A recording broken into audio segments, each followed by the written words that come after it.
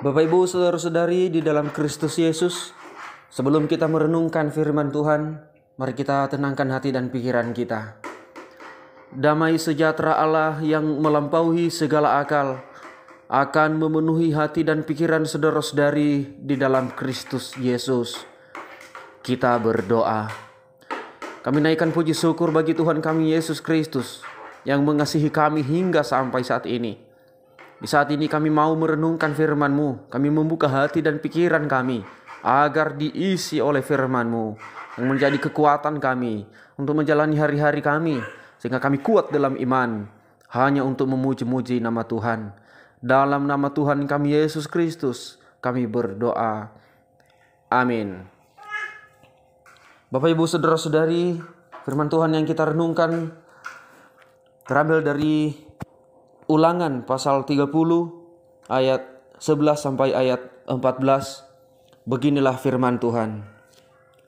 Sebab perintah ini yang kusampaikan kepadamu pada hari ini tidaklah terlalu sukar bagimu dan tidak pula terlalu jauh. Tidak di langit tempatnya sehingga engkau berkata, siapakah yang akan naik ke langit untuk mengambilnya bagi kita dan memperdengarkannya kepada kita, supaya kita melakukannya.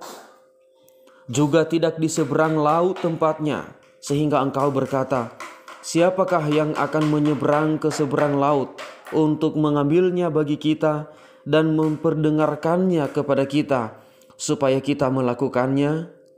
Tetapi firman ini sangat dekat kepadamu, yakni di dalam mulutmu dan di dalam hatimu untuk dilakukan. Demikian pembacaan ayat firman Tuhan. Saya menyapa Bapak Ibu saudara-saudari sekalian, Salam.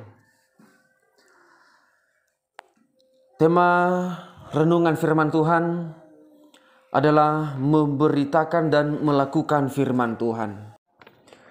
Bapak Ibu saudara-saudari sekalian, saya percaya bahwa kita semua menginginkan hidup yang penuh berkat.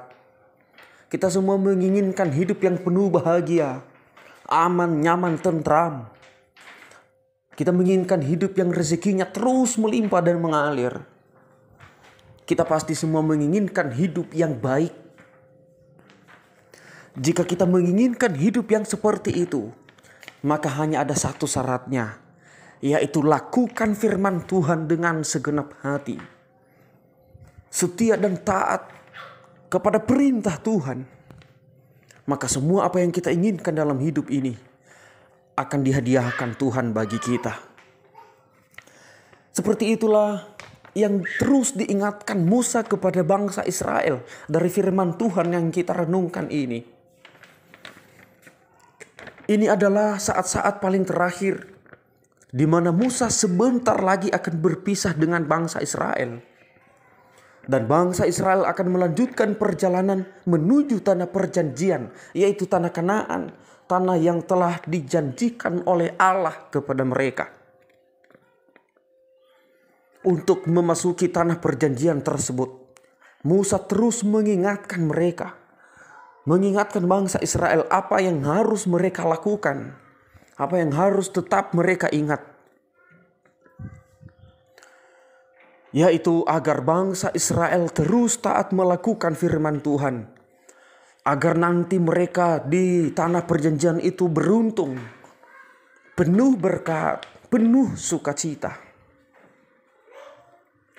Sehingga Musa mengingatkan mereka, mengingatkan bangsa Israel untuk melakukan firman itu tidaklah atau bukanlah sesuatu yang sangat sulit. Karena kenapa? Karena firman itu tidak jauh dari mereka. Firman itu bukan di langit tempatnya, sehingga sulit untuk digapai. Firman Tuhan itu bukan di seberang lautan, sehingga sulit untuk diseberang.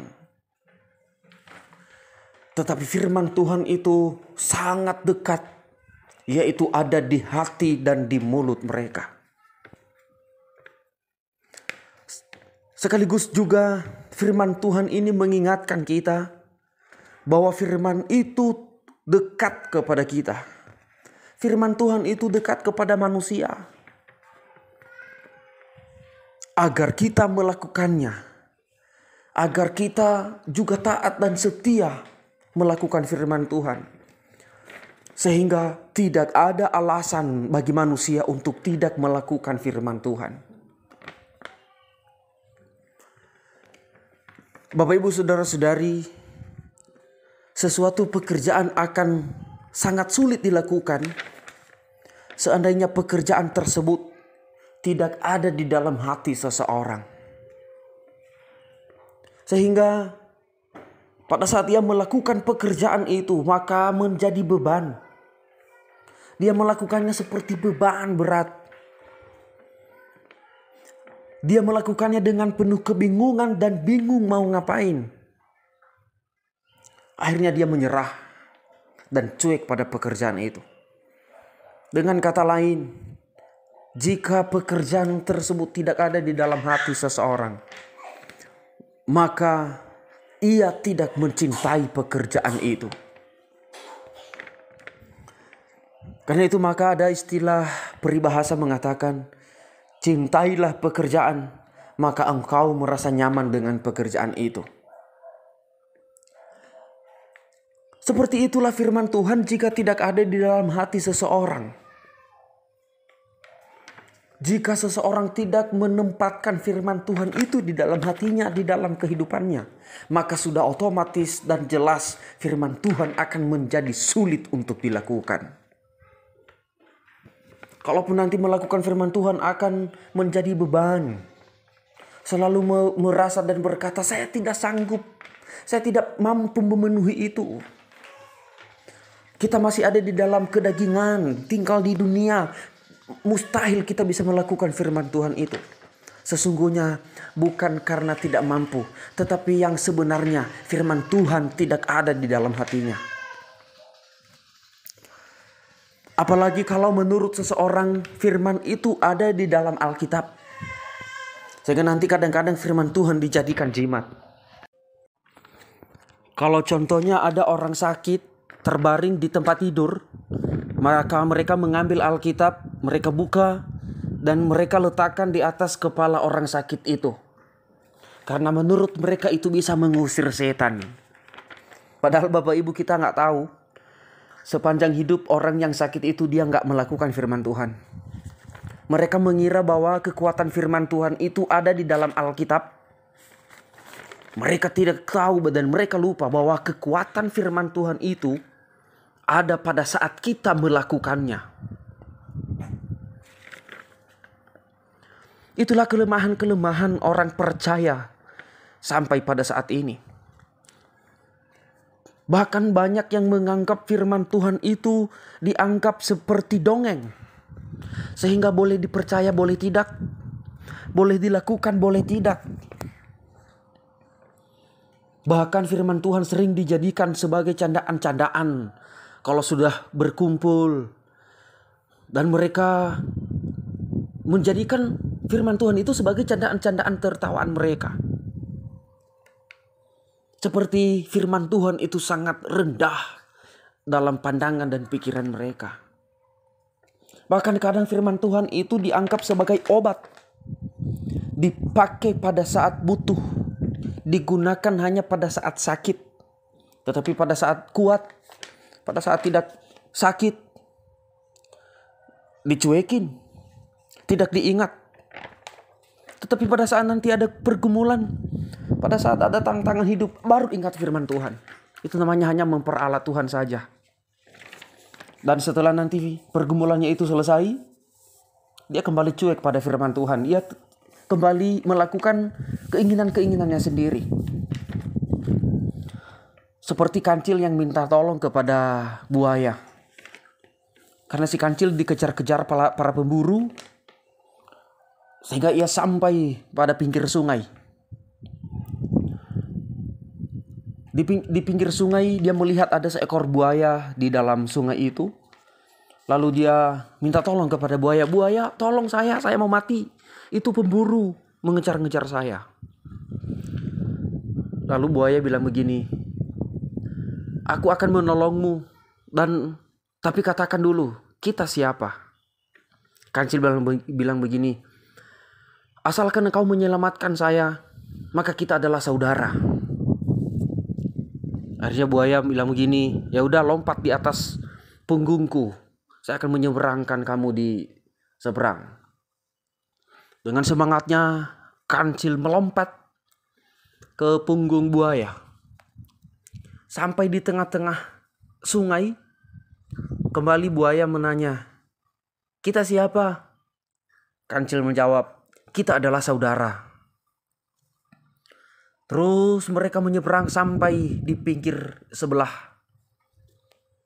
Dan sebelum kancil turun, kembali buaya bertanya, kita siapa? Kita adalah saudara. Dan kancil melompat sampai ke seberang, sampai ke tanah, ke daratan. Setelah sampai ke daratan, buaya kembali bertanya, kancil, kita siapa?